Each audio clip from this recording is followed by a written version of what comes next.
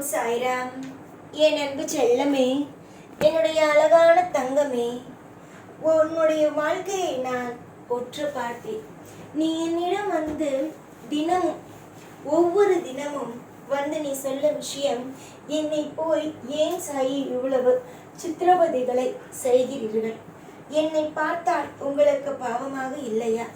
என்னை போட்டு வாட்டி வதைக்கிறீர்கள்.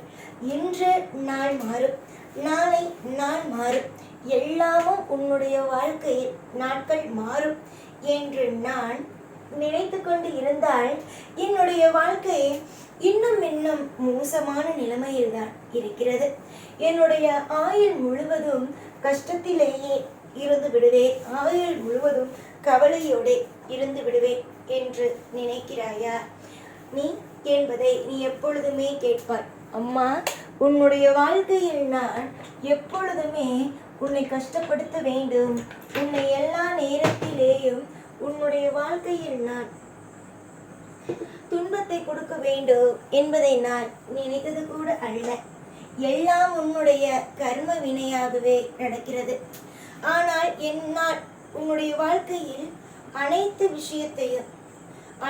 விஷயத்தையும் நிச்சயமாக சத்தியமாக உன்னுடைய வாழ்க்கையில் இருக்கும் கர்ம வினைகளை என்னால் ஒரு நொடியில் அழித்து உனக்கான பரிசாக வாழ்க்கையை கொடுத்துவிட என்னால் முடியும். ஆனால் எதையும் செய்யாமல் கால தாமதமாகி கொண்டே இருக்கிறேன் என்றால் இதற்கும் சில விஷயங்கள் உண்டு.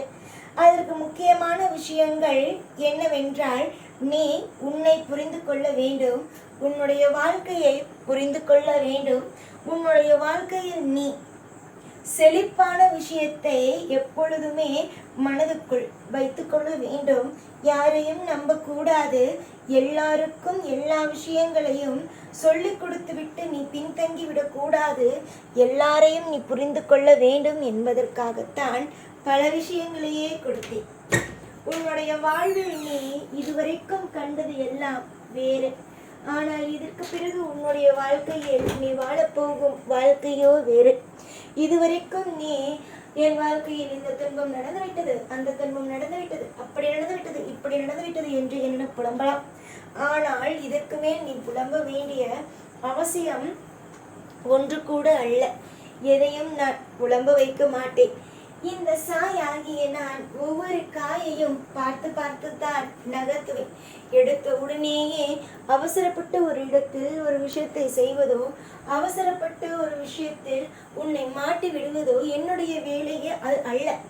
என்னுடைய வேலை தன்னுடைய பிள்ளைகளையும் தன்னுடைய பக்தர்களையும் கண்ணும் கருத்துமாக பார்த்து கொள்வது மட்டுமே.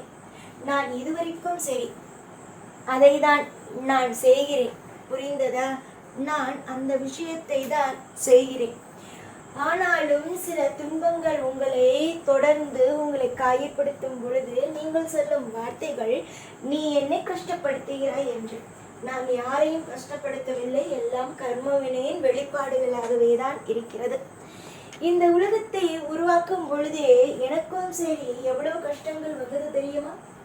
நான் உருவாக்க நினைத்தது அது மாறாக வேறொன்றாக வந்தது.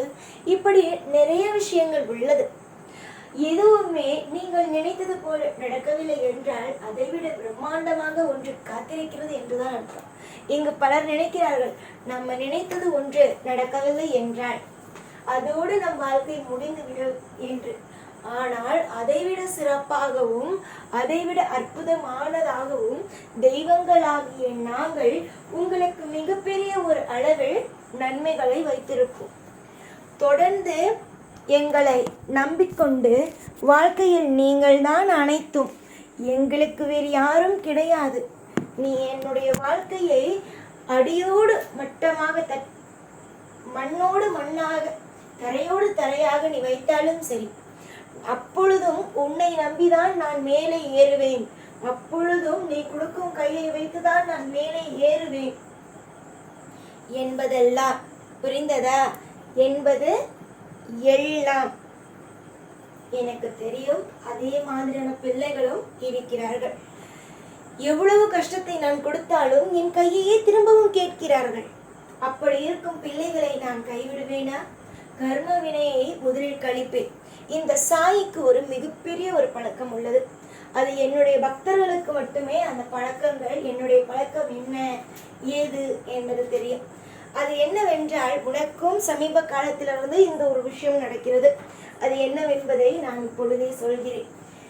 என்னிடம் நம்பி ஒரு பக்தன் வருகிறான். அந்த பக்தன் வருகிறான் என்றால் அவனுக்கு எடுத்த உடனேயே நான் நல்லது செய்யவே மாட்டேன். பலவிதமான சோதனைகளை கொடுத்து கொண்டு இருக்கும் பொழுதே அப்பப்போ நான் இருக்கிறேன் என்ற சில விஷயங்களை, லீலைகளை அந்த இடத்தில் நிகழ்த்துவேன். சரியா? புரிந்ததா?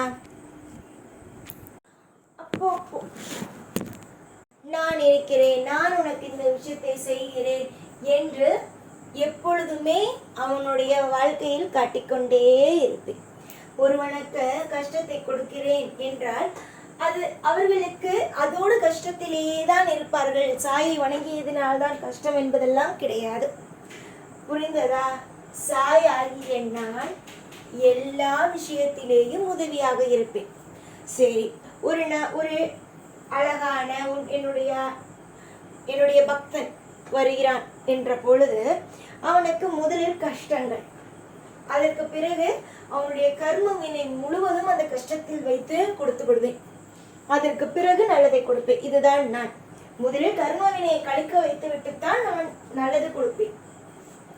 என்னிடம் வந்து விட்டான், என்னிடம் வந்து என்னை நம்பி விட்டான், என்னிடம் சரணாகதி அடைந்து விட்டான் என்பதற்காக அவனுடைய வாழ்க்கையில் நல்ல கர்ம வினை, நல்ல விஷயம் என்ற ஒன்று உள்ளதல்லவா, அதை முதலில் கொடுத்துவிட்டு பிறகு எதிர்காலத்தில் அவனுடைய கெட்ட கர்ம வினையை அவனிடம் திணித்தால் அவன் தாங்குவானா? அதனால் முதலில் கெட்ட விஷயத்தை கொடுத்துவிட்டு அதற்கு பிறகு நல்ல விஷயத்தை நான் கொடுப்பேன். இதுதான் நான். ஆனால் சிலர் புரிந்து கொள்வது சாயிடம் போனால் நல்லதே நடக்காது என்பது. ஆனாலும் சில பக்தர்கள் சாயிடம் போனேன், எனக்கு கஷ்டம் வந்தது, ஆனால் அதற்கு பிறகு சந்தோஷமும் வந்தது என்று சொல்கிறார்கள். இதுதான் உண்மை. புரிந்து கொள்பவர்கள் எப்படி இருந்தாலும் புரிந்து கொள்வார்கள்.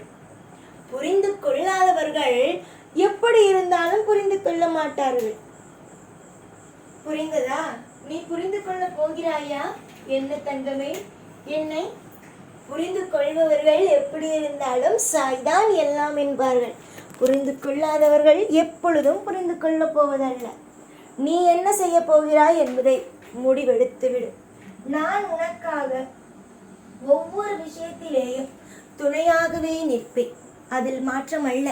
இப்பொழுதும் சரி, எப்பொழுதும் சரி, நீ உன்னுடைய கஷ்ட காலத்தை அனுபவித்துக் கொண்டு இருக்கும் பொழுது நீ நினைக்கும் விஷயம் என்ன? சாய் இல்லை என்றுதானே.